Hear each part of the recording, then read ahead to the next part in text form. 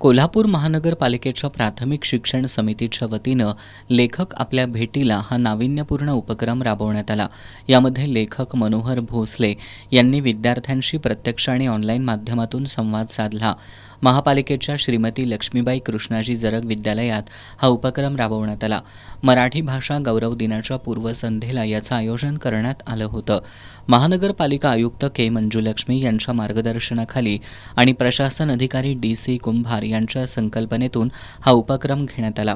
यामध्ये सुरुवातीला लेखक मनोहर भोसले यांनी 5वीतील कठीण समय येता या सत्य घटनेवर आधारित पाठाचं भावूक कथन केलं.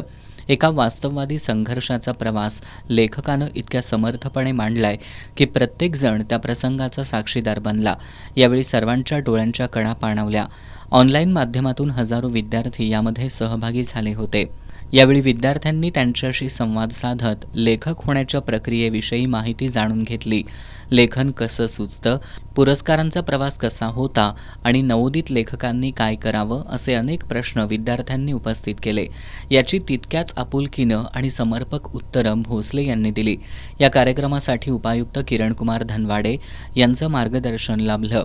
यावेळी शिक्षण पर्यवेक्षक विजय माळी, चंद्रकांत कुंभार, डॉक्टर अजितकुमार पाटील, प्रतिभा चौगुले, विठ्ठल देवणे, संजय देसाई, शहाजी पाटील, साताप्पा पाटील, रावसो कीर्तीकर, नितीन खुडे, युवराज येरुडकर, संदीप जाधव आदी उपस्थित होते.